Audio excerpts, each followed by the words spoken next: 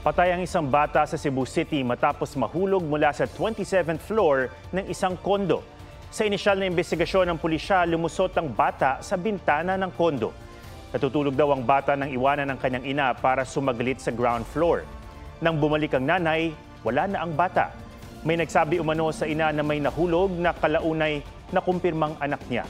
Bumagsak ang bata sa isang canopy sa ikatlong palapag. Patuloy na nangangalap ng CCTV footage ang pulisya.